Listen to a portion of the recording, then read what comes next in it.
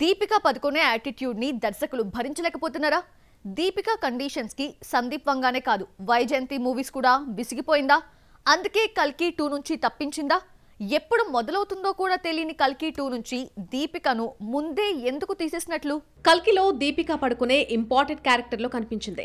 కథంతా దీపిక అమితాబ్ చుట్టూ తిరిగింది. పాన్ ఇండియా హిట్ తర్వాత కల్కి సీక్వెల్ కోసం కల్కి లవర్స్ వెయిట్ చేస్తుంటే దీపిక కల్కి 2 లో నటించడం లేదని నిర్మాణ సంస్థ వైజయంతి మూవీస్ ప్రకటించింది. ఎందుకు తీసేశారు, ఏమైంది అంటూ తెలుగులోనే కాదు బాలీవుడ్ లోనూ హాట్ టాపిక్ గా మారింది. కల్కి 2 లో దీపిక నటించడం లేదు అని వైజయంతి మూవీ మేకర్స్ పెట్టిన పోస్ట్ చూస్తుంటే కావాలనే ఈ స్టార్ ను తప్పించినట్టుగా తెలుస్తోంది. చాలా విషయాలు పరిశీలించిన తర్వాత తమ భాగస్వామ్యం నుంచి విడిపోవాలని నిర్ణయించుకున్నాం. పార్ట్ 1 కోసం ప్రయాణించినప్పటికీ తమ మధ్య భాగస్వామ్యం సరిగా కుదరలేదు. ఇలాంటి భారీ సినిమాలకు కమిట్మెంట్ చాలా అవసరం అంటూనే దీపిక భవిష్యత్తులో మరెన్నో సినిమాలు చేయాలని కోరుకుంటున్నామన్నారు.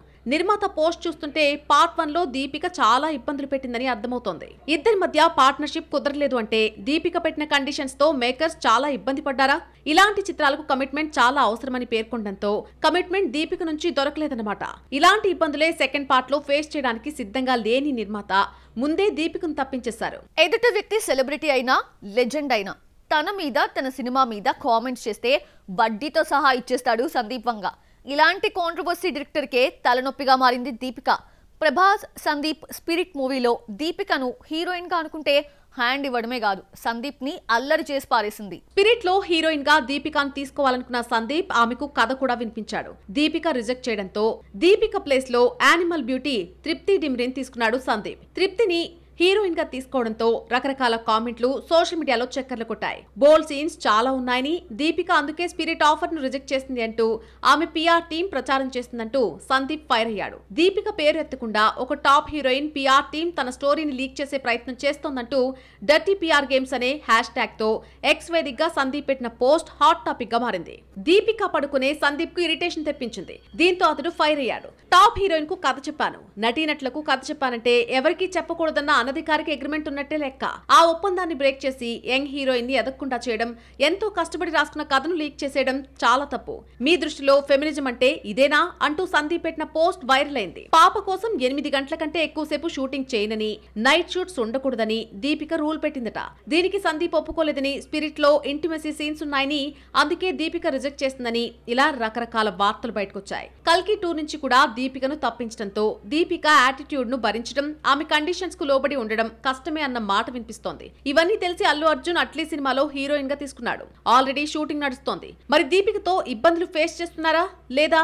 సినిమా పూర్తయితే గానీ తెలియదు. కల్కి హిట్ అయినా ప్రభాస్ నటించే 2 సినిమాలు స్పిరిట్, కల్కి 2 మిస్ చేసుకుంది దీపికా పడుకునే. దీపికా పదుకునేకు డబ్బు పిచ్చి పట్టిందా? కథ క్యారెక్టర్ తో పని లేదా? ఫ్యాన్సీ ఆఫర్ ఇస్తేనే డేట్స్ ఇస్తుందా? కొత్త సినిమాల ఎంపిక చూస్తుంటే డబ్బు తప్ప మరేది పట్టదనిపిస్తోందా? మనీ విషయంలో దీపికా పదుకునే ఎందుకింత నిక్కచ్చుగా డబ్బే ప్రపంచంలో బతికేస్తోంది? పాప కోసం 8 గంటల కంటే ఎక్కువసేపు షూటింగ్ చేయనని, నైట్ షూట్స్ ఉండకూడదని దీపిక రూల్ పెట్టిందట. దీనికి సందీప్ ఒప్పుకోలేదని, స్పిరిట్ లో ఇంటిమేసీ సీన్స్ ఉన్నాయని, అందుకే దీపిక రిజెక్ట్ చేసిందని ఇలా రకరకాల వార్తలు బయటకొచ్చాయి. స్పిరిట్ లో దీపిక 35 రోజులు వర్క్ చేస్తే చాలు, ఆమె పోర్షన్ పూర్తవుతుంది. 35 రోజుల కోసం 25 కోట్లు డిమాండ్ చేసిందన్న మరో కథనం బయటకొచ్చింది. ఆమె అడిగినంత ఇవ్వడానికి సందీప్ ఒప్పుకోలేదని, అందుకే సినిమా నుంచి దీపిక తప్పుకుంది అన్న మరో న్యూస్ సోషల్ మీడియాలో స్ప్రెడ్ అయ్యింది. సందీప్ పై రివెంజ్ తీర్చుకోవడానికి బన్నీతో ఆడిపారడానికి రెడీ అయ్యింది దీపిక. అల్లు అర్జున్ అట్లీ మూవీలో హీరోయిన్ గా నటిస్తోంది. ఆమె డేట్స్ కావాలంటే కోట్లు గుమ్మరించాల్సిందే. 10-20 కోట్లను దాటి చాలా కాలం అయ్యింది. 30 కోట్లు ఇచ్చినా నో అంటోంది. అల్లు అర్జున్ అట్లీ మూవీ హీరోయిన్ గా 32 కోట్లు తీసుకుంటోందట. హైయెస్ట్ పెయిడ్ హీరోయిన్ గా టాప్ ప్లేస్ లో ఉంది దీపిక. కల్కి 2 నుంచి దీపికను తప్పించడానికి ఆమె యాటిట్యూడ్, కండిషన్స్ తో పాటు రెమ్యునరేషన్ కూడా ఒక కారణమేనట.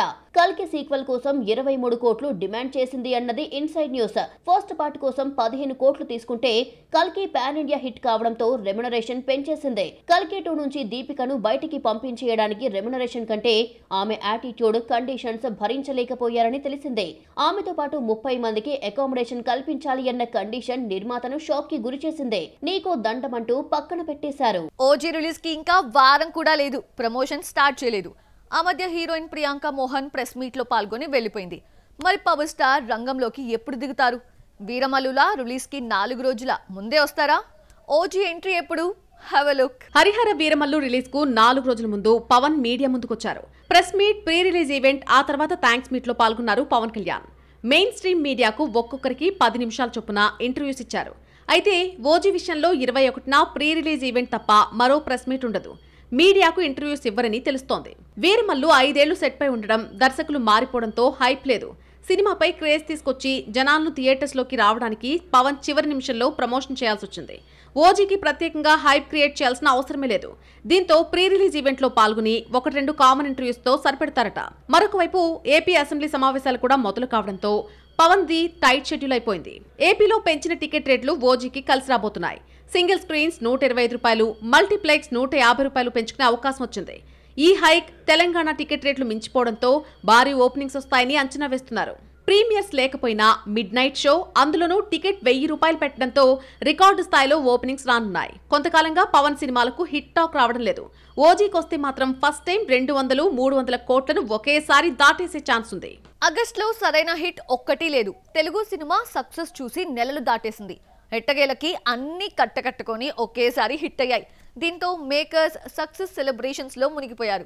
తమ సినిమాల గురించే మాట్లాడుకునేలా 2 రోజులకోసారి సక్సెస్ మీట్స్ తో సందడి చేస్తున్నారు. హిట్ మూవీస్ ఏది ఎంత తీసుకొచ్చిందో చూద్దామా? ఆగస్టులో ఒక్క హిట్ లేకపోవడంతో జనాలు సినిమాలు చూడడం మానేశారు అన్న టాపిక్ మళ్లీ వినిపించింది.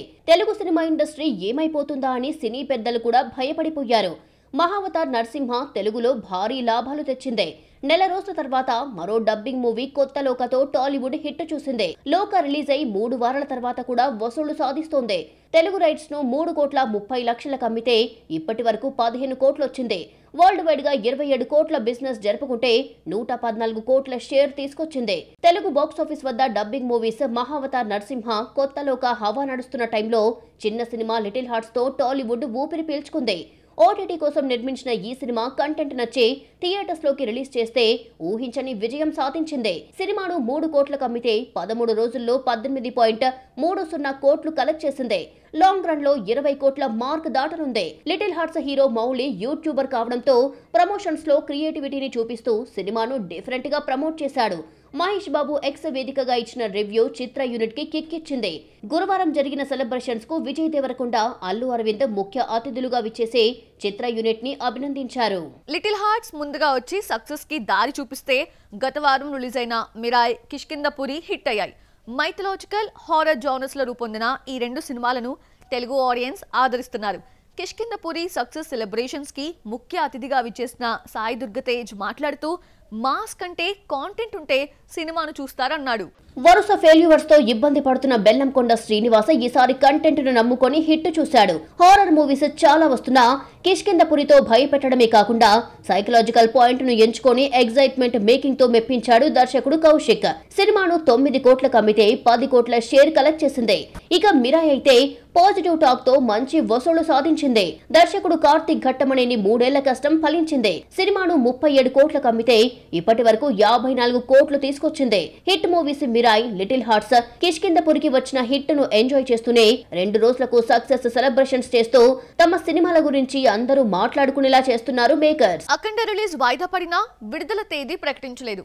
ఆ మధ్య బాలయ్య హింట్ ఇచ్చిన మేకర్స్ అధికారికంగా అనౌన్స్ చేయలేదు.